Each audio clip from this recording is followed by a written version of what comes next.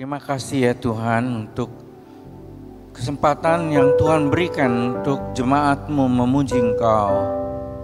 Siapa sebenarnya kami ini Tuhan? Siapa yang layak di hadapan-Mu Tuhan? Kami sadar Tuhan, kalau Engkau rela mendengarkan pujian kami, itu karena Engkau berbelas kasihan kepada kami. Ya Bapa, tolonglah supaya melalui pujian ini Engkau boleh menikmati jemaat-Mu dan jemaat-Mu dapat diberikan kekuatan. Bapa, sekarang juga kami mau membaca firman-Mu dan kami ingin menggali dan menggumulinya, khusus tentang gereja. Tuhan, hanya dengan pertolongan Roh Kudus kami boleh mengerti Engkau. Terima kasih ya Tuhan, karena hanya dalam nama-Mu Tuhan Yesus, Allah, Kepala Gereja, kami mohon dan berdoa. Amin. Jemaat yang dikasihi Tuhan, saya ingin mengajak kita bersama-sama melihat firman Tuhan dari Matius 16.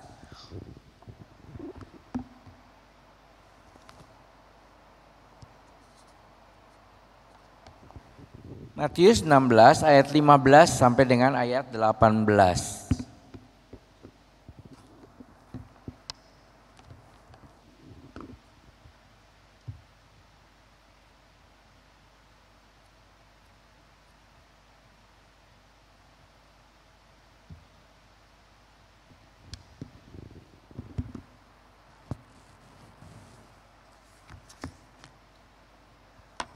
Kita sama-sama lihat Matius 16 ayat 15 sampai dengan 18, demikian.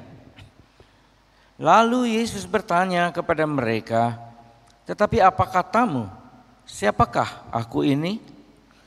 Maka jawab Simon Petrus, "Engkau adalah Mesias, Anak Allah yang hidup." Kata Yesus kepadanya, "Berbahagialah engkau Simon bin Yunus, sebab bukan manusia yang menyatakan itu kepadamu, melainkan Bapa-Ku yang di sorga. Dan aku pun berkata kepadamu, engkau adalah Petrus, dan di atas batu karang ini aku akan mendirikan jemaatku, dan alam maut tidak akan menguasainya." Demikian pembacaan firman Tuhan.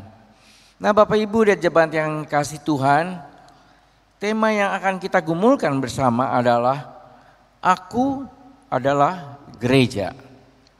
Nah, berbicara gereja, mungkin kita pernah mendengar entah dari TV, entah dari WhatsApp, entah dari media elektronik lain, yaitu satu berita di mana ada gereja dibakar atau ada gereja terbakar. Wah, terus mulai heboh kita. Nah, sekarang pertanyaannya, apakah komentar itu benar? Ada gereja dibakar atau terbakar?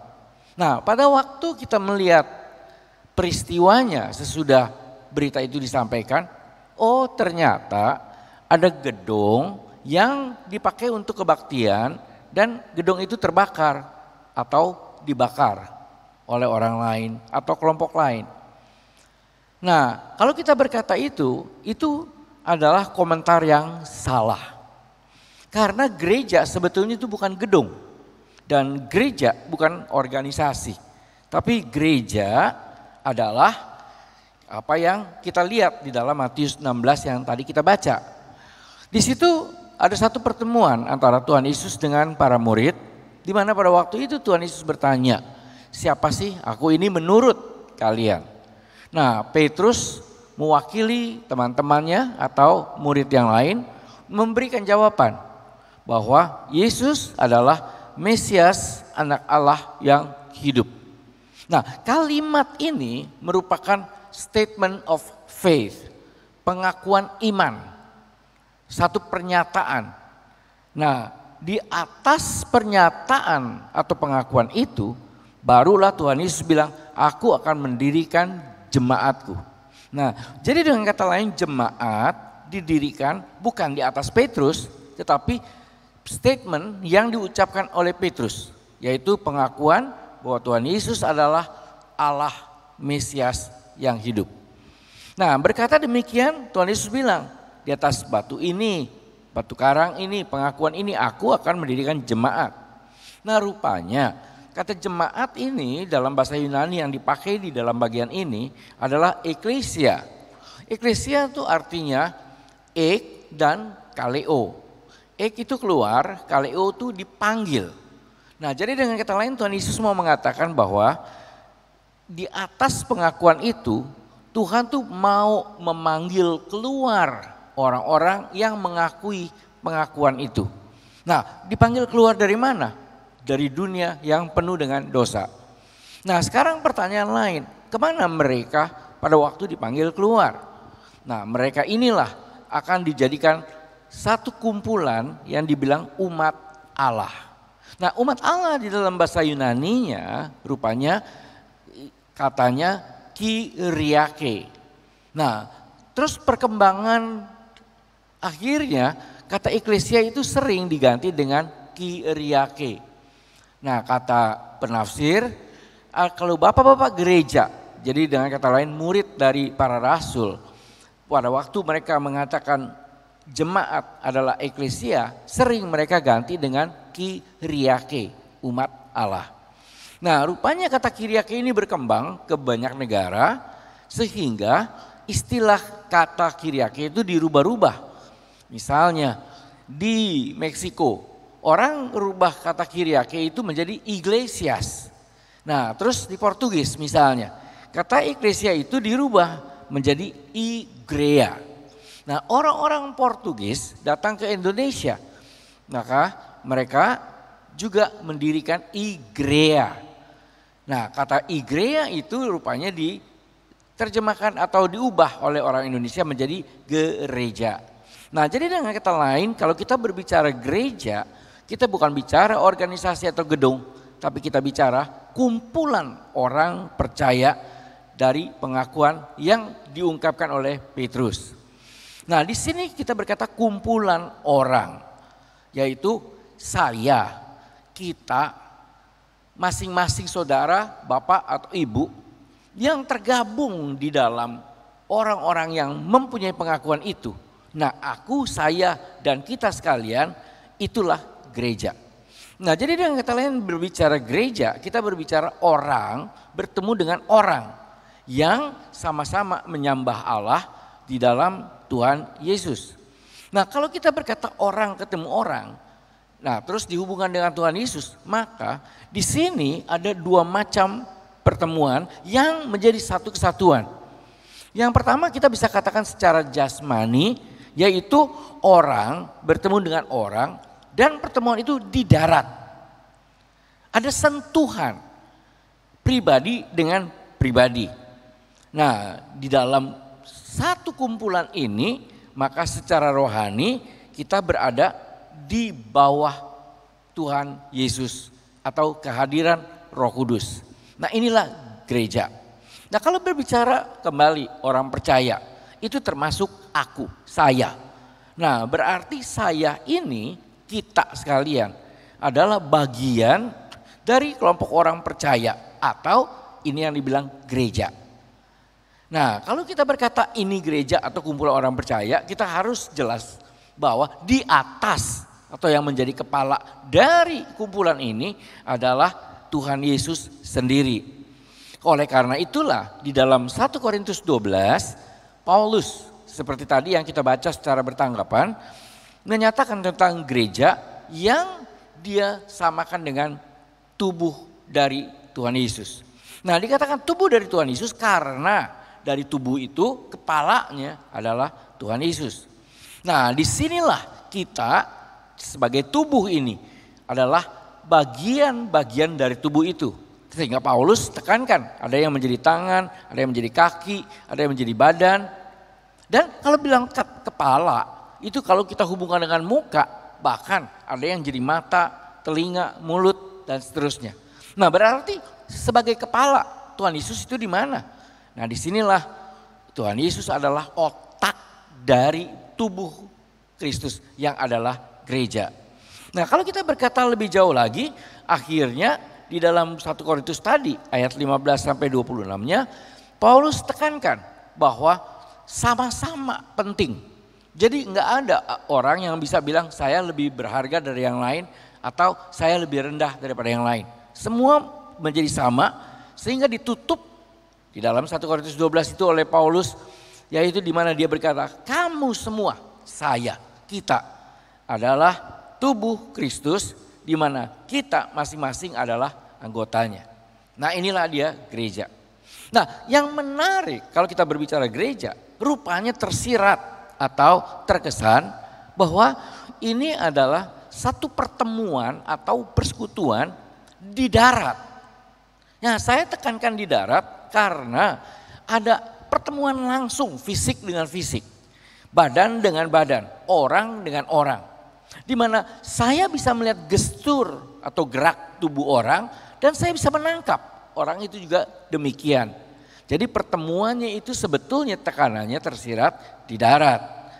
Nah, walaupun secara rohani dengan Tuhan Yesus di dalam persekutuan dengan Roh Kudus.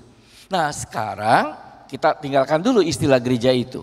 Kita masuk ke dalam keadaan kita pada zaman sekarang. Timbul virus. Di mana akhirnya kita dipaksa untuk tidak bisa bertemu dengan orang lain. Jadi secara jasmani tidak lagi dapat terwujud hal ini. Nah, pertemuan di darat tidak lagi terjadi sehingga akhirnya kita cuma bertemu di cloud, di awan.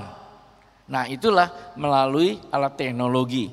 Nah, jadi manusia ketemu manusia bukan lagi di darat sekarang, di cloud. Walaupun tetap di dalam roh, Tuhan Yesus adalah kepala dan dia hadir. Nah, kalau kita bertanya lagi sekarang, kalau gereja seperti demikian, pertemuannya bukan lagi di darat, apakah kita bisa bilang gereja itu ideal? Maka saya berani menjawab bahwa ini bukanlah gereja yang ideal dengan alasan di atas. Nah, namun menarik, bersamaan dengan yang tidak ideal, kita tidak bisa bertemu badan dengan badan, rupanya timbul atau ada kemajuan teknologi yang luar biasa sehingga kita ini sudah diarahkan sebagai manusia yang tidak lagi mementingkan pentingnya pertemuan badan dengan badan, fisik dengan fisik, tetapi kita mulai seperti diarahkan, yaitu pertemuan kita lebih dipentingkan kepada pikiran otak dengan otak di awan. Nah, kalau kita berkata demikian, saya akan kasih contohnya. Misalnya yang pertama, kalau kita bertemu dengan orang, terus kita mau bikin satu perjanjian ketemu. Nah, pada waktu itu ada pilihan. Apakah kita akan ketemu di suatu tempat atau kita akan bertemu hanya melalui HP atau telepon. Nah, rupanya sekarang orang mulai lebih senang, ya udah ketemu di telepon aja, HP aja lah. Karena kalau kita harus ke satu tempat, itu lebih merepotkan. Nah, kita ingat kepadatan penduduk, bikin kemacetan, terus panas dan yang lain-lain membuat kita jadi malas ke satu tempat. Oleh karena itu akhirnya kita lebih senang ketemunya ya udah di HP aja. Karena apa? Ya tinggal angkat alat komunikasi itu, selesai. Nah, sekarang kita lebih lanjut. Kalau misalnya kita disuruh pilih sekarang, kita bertemu di HP, telepon tadi atau melalui WA. Nah, ternyata kalau saya tanya beberapa orang, maka jawabannya lebih senang ketemu di WA. Karena singkat, kita nggak usah basa-basi, terus kita sekali ketik, kita bisa kirim ke banyak orang. Dan lebih murah, lebih mudah. Nah, inilah yang menyebabkan akhirnya orang menjadi berubah kepada WA. Nah, sekarang dari WA berubah lagi sekarang. Karena teknologi makin lebih maju, sehingga kita tahu yang dibilang Zoom. Di mana akhirnya pertemuannya bisa bukan satu dengan satu, tapi satu dengan banyak orang. Dan banyak orangnya ternyata bisa antar kota, bisa antar pulau, bahkan bisa antar negara. Nah, jadi di sini akhirnya kita melihat perkembangan zaman sudah membuat kita diarahkan untuk lebih senang tidak ketemu badan dengan badan, tetapi hanya pikiran dengan pikiran. Nah, karena kita melihat di sini selain kalau ketemu badan itu membuang waktu di jalan dan lain-lain, tapi di dalam pertemuan di cloud itu sangat enak, mudah, murah, dan efektif. Nah, sekarang kalau kita bertanya lagi, kalau gereja persekutuannya seperti demikian, ideal atau tidak? Saya kembali berkata, ini bukan gereja yang ideal. Karena gereja yang ideal kembali tadi tersirat adanya pertemuan di darat di mana orang bertemu dengan orang. Nah, tapi kalau kita berbicara ideal, memang tidak ideal. Tapi kita sudah dipaksa sekarang untuk melakukan yang tidak ideal ini. Oleh karena itulah kita sebagai gereja, yaitu saya dengan Bapak Ibu sekalian atau Bapak Ibu dengan saya, maka kita harus berani menyesuaikan. Nah, di dalam penyesuaian inilah kita harus berani beradaptasi. Memang Injil tidak berubah. Kebenaran Injil tidak pernah berubah. Tapi cara Injil itu masuk atau cara Injil itu dikeluarkan, itu yang bisa berubah. Karena tidak kaku. Nah, disinilah marilah kita melihat bahwa sekarang ini kita dipaksa untuk melakukan sesuatu yang berbeda dengan sebelumnya. Nah, kalau berbicara menggunakan kemajuan teknologi untuk kita tetap bisa bersekutu atau hidup bergereja, kita bisa melakukan pengabaran Injil misalnya, bahkan kadang bisa lebih efektif. Karena begitu cepat dan begitu banyak orang bisa dijangkau dan begitu jauh tempat-tempat yang bisa kita jangkau. Nah, yang menarik di sini ternyata kalau kita berkata ada halangan sekarang bertemu fisik dengan fisik, maka di sini kita melihat sepertinya Tuhan tuh sudah berikan kepada manusia, yaitu satu sarana di mana pada waktu tidak bisa ketemu badan dengan badan, sarana ini sudah ada. Nah, kalau kita lihat lebih jauh lagi, maka di sini ada satu kenyataan yang agak lucu. Ternyata dengan kemajuan teknologi itu manusia sekarang mulai dalam tanda petik ya, kecanduan dengan alat itu. Coba kita lihat. Misalnya, itu tidak kenal dimanapun. Jadi dimanapun sekarang orang sudah punya itu. Dan kapanpun. Ya, coba kita lihat, kan ada orang yang sampai ketiduran, misalnya HP itu ada di kupingnya. Nah, jadi di sini kita melihat sampai kapanpun dan dimanapun itu sudah terjadi. Jadi kayak kecanduan orang. Nah, terus juga tingkat apapun itu bisa mencapainya, bisa kecanduan. Coba kita lihat dari orang yang punya pimpinan paling tinggi sampai orang yang mungkin sekolahnya itu sangat rendah, tetap dia melakukan hal itu. Nah, juga umur berapapun bisa terjadi. Saya nggak tahu ini benar atau bohong atau hoax, tetapi ada cerita-cerita. Misalnya anak yang masih kecil sekali, itu sudah begitu kecanduan, begitu dilarang atau pas wifi nggak ada, maka apa yang terjadi? Anak ini bisa seperti orang sakit jiwa, seperti orang gila. Karena apa? Karena sudah kecanduan. Ini bukan hanya anak kecil, tapi papa mamanya atau kakeknya juga mungkin begitu. Belum lama ini juga masih nggak tahu benar atau hoax. Tapi ada satu anak muda yang sudah kecanduan dengan alat-alat elektronik seperti demikian. Sampai pada waktu wifi nggak ada, dia bisa bunuh papa, mama, kakak, adik, dan pembantunya. Nah, disinilah kita melihat orang jadi kecanduan. Nah, oleh karena itu dalam kecanduan ini lebih lucu lagi. Orang yang menggunakan HP misalnya dia menerima berita. Terus misalnya dia mengirim berita. Bisa juga copy paste, yaitu dia menerima dan dia mengirim. Nah, yang saya bilang lucu di sini adalah pada waktu dia terima dia belum baca, dia langsung kirim. Karena dia baru hanya baca judulnya saja misalnya. Ya, padahal dia sendiri nggak baca. Nah, disinilah kita melihat kalau dari keseluruhan COVID atau pandemi atau virus ini memang membuat kita tidak lagi bisa bertemu, tapi kita rupanya sudah diarahkan oleh Tuhan untuk mempunyai kemungkinan melakukan hubungan, yaitu bukan badan dengan badan, tapi di awan-awan atau yang dibilang cloud.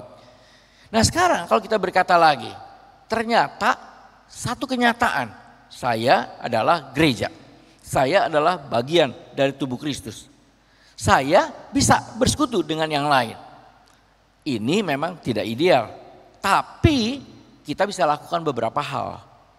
Misalnya yang pertama, melalui alat elektronik itu kita bisa tetap melakukan pekabaran Injil misalnya. Jelas pekabaran Injil perintah dari Tuhan Yesus dan itu tetap tidak akan berubah.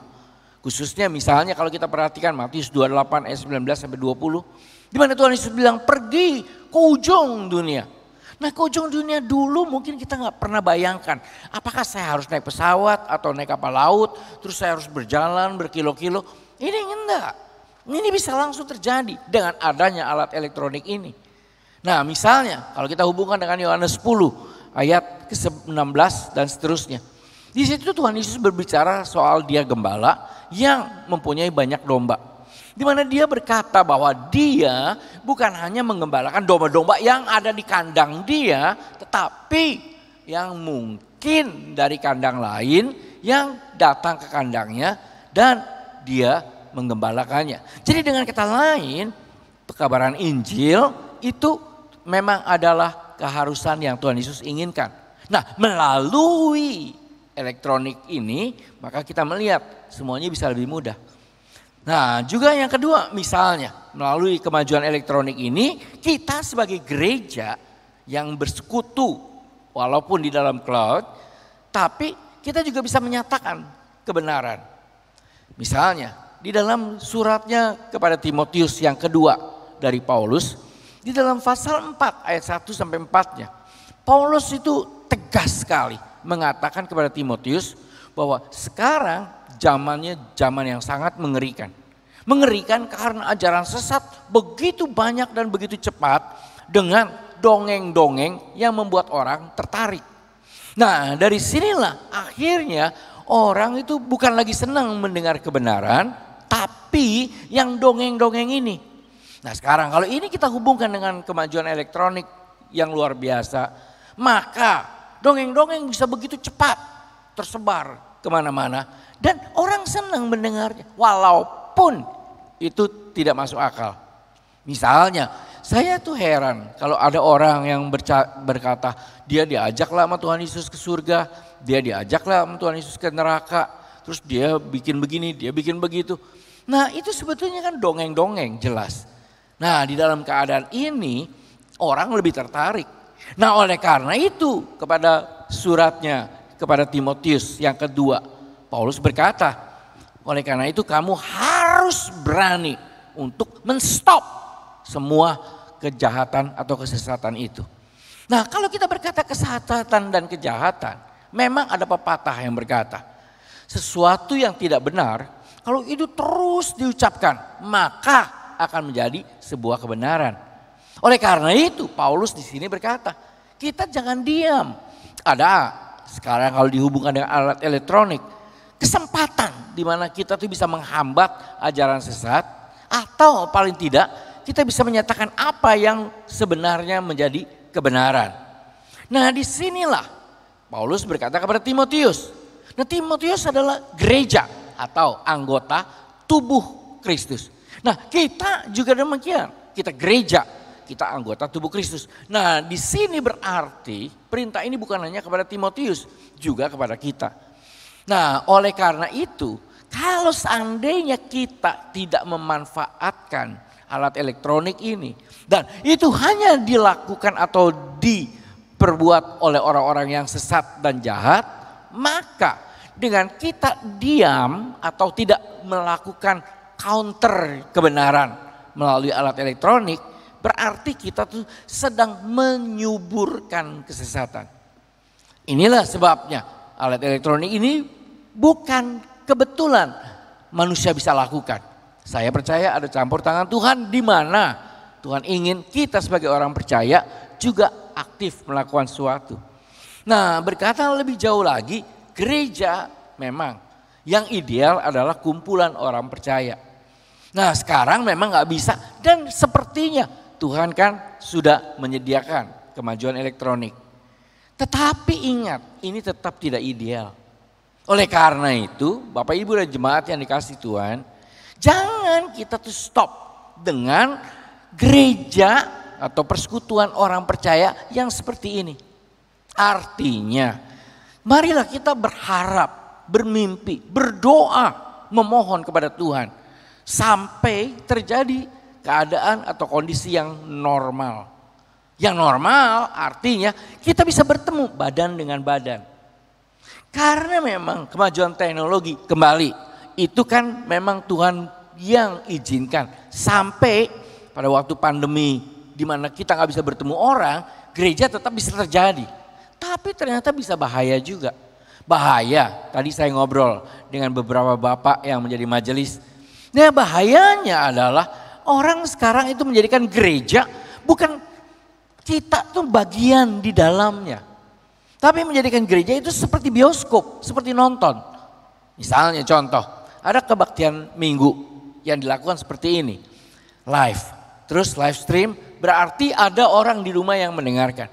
Nah, orang-orang yang gemar di rumah mendengarkan akhirnya merasa, ya buat apa saya mandi, buat apa saya ini, ya sembari tiduran lah. Ya, belum gosok gigi, belum melakukan apa-apa, terus ikut kebaktian.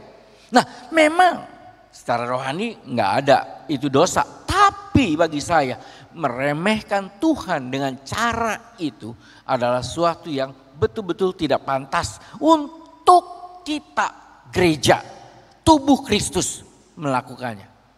Nah, kalau ini terus terjadi dan kita menjadi nikmat dengan cara tidak menghormati Tuhan, nah ini bagi saya betul-betul mengerikan. Nah, yang kemudian gereja itu menjadi sebuah pertunjukan karena orang tidak melihat lagi sebuah komitmen antara dia dengan gereja. Gereja itu tubuh Kristus yang berkumpul menjadi satu, itu tidak bisa dilepaskan dengan komitmen. Artinya bukan saja saya mendapatkan dari kumpulan itu, tapi saya juga adalah bagian yang harus membagikan sesuatu yang Tuhan berikan untuk sesama saya, sesama tubuh Kristus. Oleh karena itu sekarang bagi saya menjadi tontonan karena apa? Karena orang lebih senang melihat siapa pengkhotbahnya. Jadi dia nggak ada lagi ikatan dengan gereja. Padahal gereja adalah persekutuan. Memang secara rohani gereja adalah persekutuan yang artinya satu, artinya di mana cuma satu. Tapi tetap secara manusia gereja pun terpanggil sebagai yang lokal.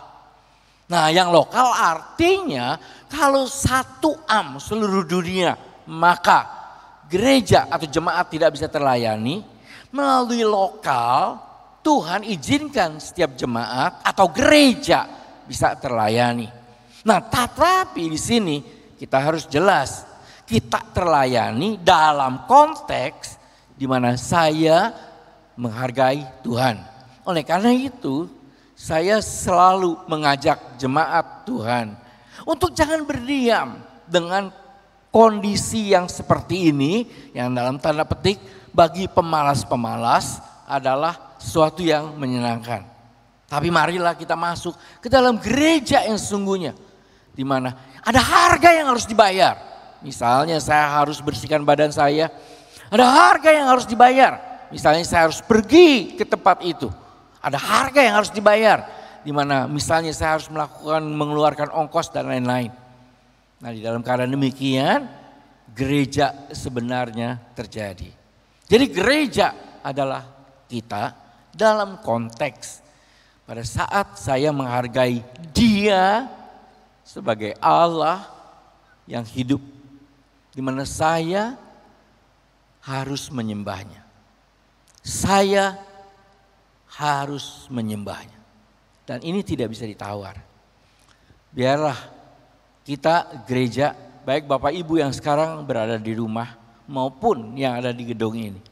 Marilah kita bersama-sama terus berdoa melalui kemajuan teknologi ini, yaitu bisa bersama-sama berdoa sampai Tuhan izinkan keadaan yang normal terjadi, di mana komitmen saya bisa terjadi, di mana saya bersekutu dengan anggota tubuh Kristus.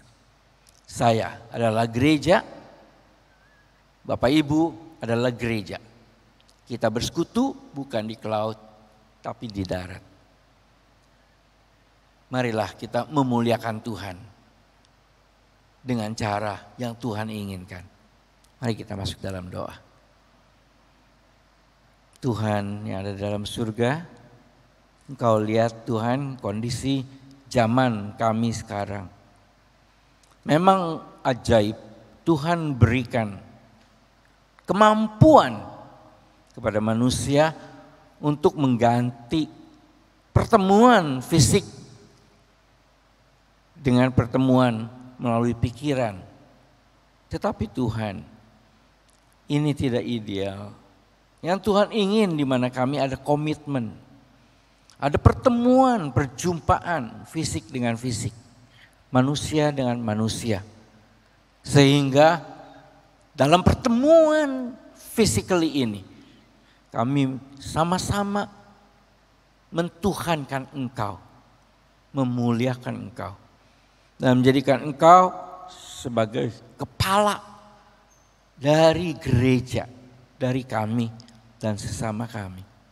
Bapa yang di surga, tolonglah permuliakan dirimu melalui jemaat lokal di sini, di mana Tuhan izinkan supaya kami boleh memuliakan Tuhan dengan gereja dalam konteks dan kondisi yang ideal. Bapa, dengarkan doa kami, karena hanya dalam nama-Mu Tuhan Yesus kami mohon dan berdoa. Amin.